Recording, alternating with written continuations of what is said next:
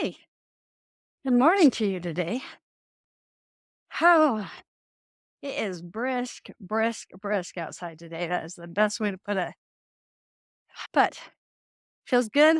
Glad to be here today with you. Welcome. This is Leaning In with Ann. And it's a live walk and talk that I do every morning. Today, I'm excited to try to set some things up for you to have a great holiday season. So this week, I'm doing a whole series on expectations surrounding holiday. Today, we're getting to the expectations you have of other people. We're going to get into another day, the expectations that other people have of you and expectations you have of over the whole thing. So I'm really excited. This is going to be a two-part series. There's definitely two parts to this one on your expectations of others and how to navigate this so that you are feeling supported, excited, and happy instead of feeling overwhelmed, defeated, and hopeless. Those are no fun, right? So we're going to talk about that. And before we do that, those of you who don't know me, I'm Ann Ferguson. I am an author. I've written 3 courses that teach people how to have belief again, whether that's belief in themselves or in God or in others or in society. There's gaps in our belief that leak out our joy. So I teach that. And the ultimate thing is for you to start having some joy in your life where you can fill in those gaps. The next course is Creator's Mindset Training. That's where we learn how to use the gifts and the tools of creation to really, really create the life that you desire the most. But we do it with God. So it was co-creation with Him. And then there's a mentoring at home class, and that is how to actually mentor your kids. Be in a space where they'll talk to you. Like, how do you do that? Where they're not annoying the crap out of you. But then you have time and space to breathe and you know how to react and love on them. That's the mentoring at home class. So that's what I do. I also teach workshops. I do speaking engagements and all sorts of stuff. All right, let's get into this. Today we are talking about holiday expectations and the expectations of others. First of all, I want to kind of go into the feeling of the holidays. Like we see it on Hallmark, right? It's all cheery and lovely and things go like there's love and there's happiness and everybody's kind of in the same mode. And what is your feeling surrounding what you would love to experience for the holidays? For me, absolute connection. And I like happy chaos. I want some happy chaos. That's grandbabies running or people over. I love that. I'd love to feel partnership with my husband as we create what both of us want. So here's the problem we got, guys, is that people don't Vulcan mind meld, right? And your expectations of them, some of it's really frustrating. It's like, come on, this is common sense. Why don't you know that you're supposed to show up this way? Like, who does that? You ever heard yourself say that? Who does that? That's called judgment, y'all. And I'm going to tell you what's actually going on. And then we're going to deal with what to do about it tomorrow. Some of you have heard me say this before. I don't think I can say it enough. So I'm going to say it again and I'm going to teach you. Whew. There is a war out there. There's a war in your head. It's all about belief. What do you believe? And what you believe generates the emotions. So there's a thought that generates a belief, that generates emotions, that generates your behaviors. So the question is, where do those thoughts come from?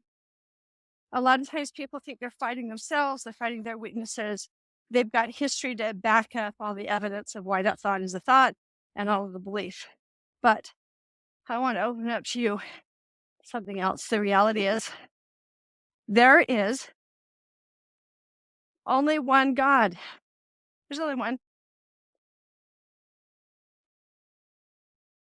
Sometimes we believe it's somebody else, like we believe it's our husband or our spouse or other people that are supposed to do things so that we can be happy. That causes a problem, right? When we think that other people have that power. They can't make you feel anything. I know our parents taught us that we made them feel bad or your brother made you feel this way. And we say it all the time, making us feel. Nobody can make you feel anything. Whew.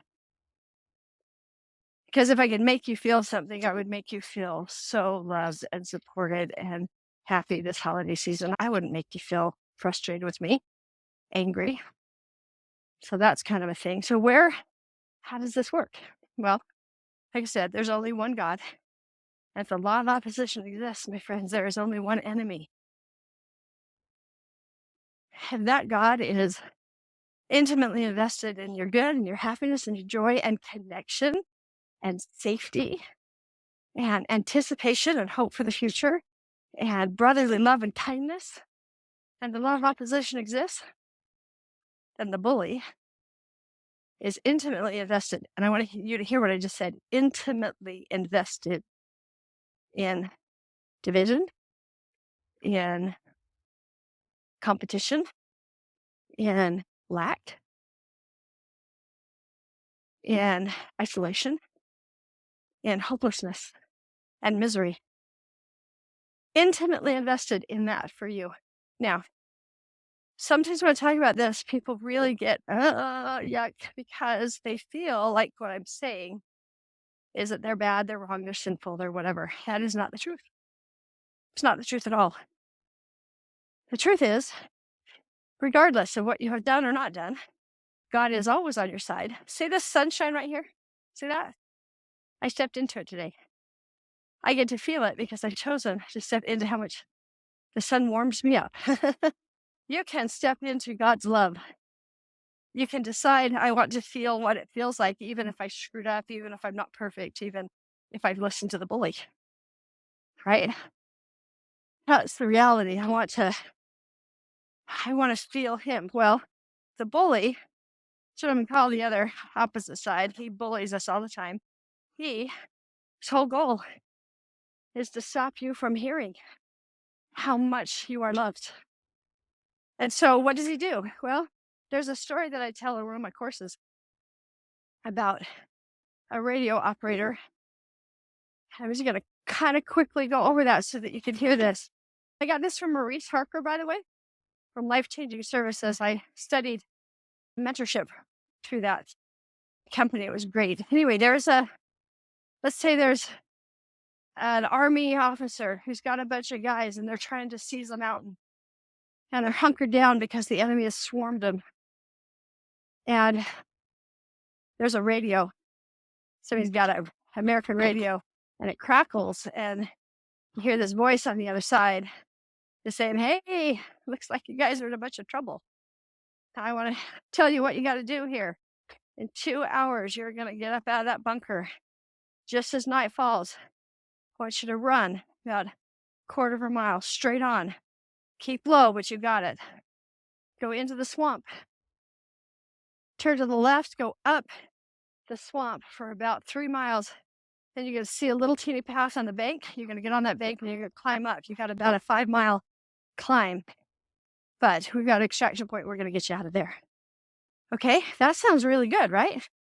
All the instructions, all the things to do to get out of this perilous situation, right? And this army officer does it. Takes his people, they go up, they do everything the radio operator told them to do. And when they get to the top, they're all killed because the enemy's waiting in ambush. And there's an enemy soldier with an American radio that he stole. That is a horrible story, y'all. But what I want you to understand is that not every voice in your head is a trusted voice. And that there's a radio operator telling you things about you. See, you're not your own enemy. The enemy is telling you things about you. See, when I just went to create my day, my feelings of inadequacy, of my frustration over the way my brain works, all of that is just the enemy talking. Why? Because if I believe him, I stop. So let's take this a little bit into what you're expecting people to do so that you can have a happy holiday. Number one, if you are not creating your holiday with God and saying what would you love to feel about this party or that situation, you're kind of going to battle in a loincloth. And I just want you to think about how appropriate that is. If you are not using God to help you create, it is totally loincloths. He's got a radio. He's telling you things about people, about these holidays. Now, he's got a lot of evidence. Why? Well, because he's got their radio. You ever have anybody who you're looking forward into the parties, maybe Thanksgiving, and you got somebody that just hates you, like hates you. And they're very covert about it. They're very smiley and nice, when they're in front of your face, but you know that they're saying things. Like, how easy is it to have holiday cheer and go into that party when you know that's going on? Okay, you can expect others to be mean to you as well as expect others to show up and be present with you. So we're going to take expectations out of it. Expectations drive disappointment, drive failure, drive everything has to line up like this and everybody has to show up like this. Let's take expectations completely out of the holidays this year. And we're going to sit in anticipation. So how do we do this when we have somebody who actually is mean and nasty to us? Well, step one is you got to hear the radio. What is the radio telling you about the person? What are they saying? There's someone who pretends to like you. Why do they pretend to like you? Because they should show up a certain way. Now, here's the thing. You can't change the fact that they hate you. You can change what the operator of that radio is saying about you because of the hatred. See, it's all about belief, right? Do you believe that the reason why they hate you is true? If you don't, and you can really evaluate that and go, it's actually not true, then you can decide what you would love. Because I've had to be in places. Whew, I've had to be in places where people really hated me. And they put on a face. But the seething was so intense. And it was like I was just shields up and defenses up the whole time instead of just having a good time. Letting that radio switch. We're going to talk tomorrow about how to work within the realm of forgiveness so that you go in armed and prepared with self-love, with self-acceptance, with knowing how much God loves you and what that does. It is not about letting them off the hook for hating you. That's not what forgiveness is. It's about you and God working in a way that puts this like light shield so far around you that the hatred bounces right off of you. You can be in the same space and not even absorb the stuff or be affected. Like, it's really powerful, but you can't do it alone. Don't think you can. There's literally a war going on in your head. So what I want you to consider as you're thinking about holiday parties and you're thinking about the people that you're going to interact with and the expectations that you have of them. This is all about what you have of them. See if there's a radio playing that's telling you how to see them. See, I've got people in my world that have shown up in a certain way over and over and over and over again. I have history, I have evidence, that's how they show up, right? And so I can say that is what's going to happen. I'm listening to the radio and I can even see it. Like, if I look into the party, I can see how this interaction is going to go down and I can feel all of the yuck of it. It's because I'm listening to the radio. Do you know what that does? It doesn't allow them to have any growth. How would that feel? How's that feel for you? Have you grown and somebody has it in like a year, and someone you haven't seen for a long time starts treating you as though you are still in that same place of non-growth. But you know that you're different. You know that you've changed. You know that you're aware of things and you've expanded and you've grown. You would just love people to be able to see that. I'm going to just kind of challenge you for a second. Those people that are in front of you, they may be really hurtful and they may have started to have an opening. So we're going to work with the spirit and say, what do I need to know and feel so that I can show up without the enemy ambushing me? Like maybe the actual radio operator on the right channel of that whole scenario would have been, stay right there. We've got reinforcements that are coming. Don't move. We have intel that there's an ambush waiting at the top of that mountain. And so I need you to stay right where you are. We've got some reinforcements. We'll go in together. Like, what if that was the radio? Would that change? So I would love you to connect in and say, hey, God, I'm curious what I need to know. If you don't get anything great, that's fine. You can say, what would I love to feel being in that same situation with this person? Now, you don't get to say what they are going to do or not do. You don't get to say they get to play nice or not. Why? Because that is expectations. That's expectations. What I'm teaching you to do every single day is the way to do it. And then what you do is you decide whether or not this is what you would love to experience. See, you're in charge of what you would love. If you have a ton of anxiety and panic, and as you anticipate something good, all you've got is the panic, you are not ready to be in that situation.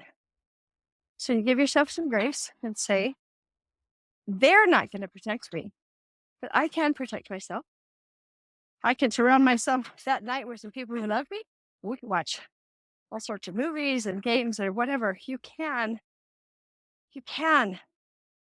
bow out. Now, the reason why this is such a big deal is because we have traditions about what it's supposed to look like.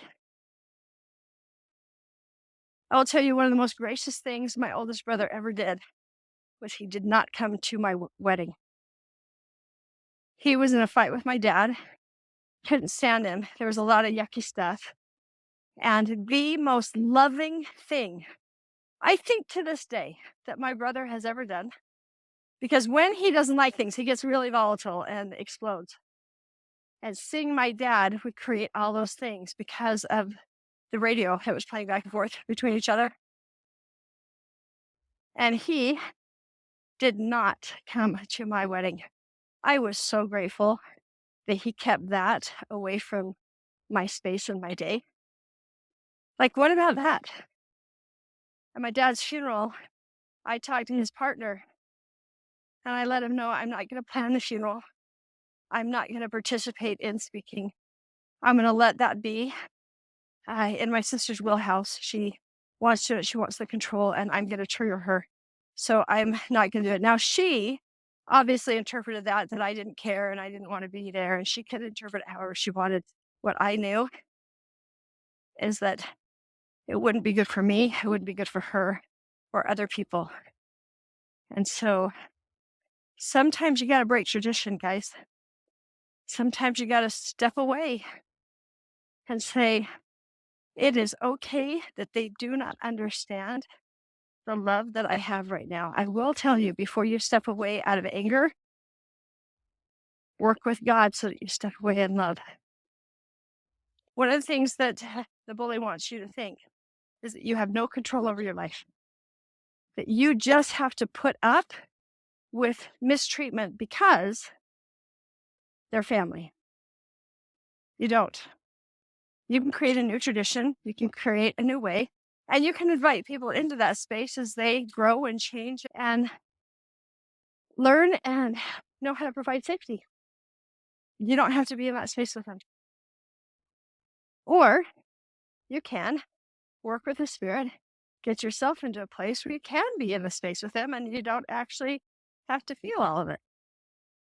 See, here's the thing, y'all. I don't know what your answer is. Why? Because I'm not God. He does know.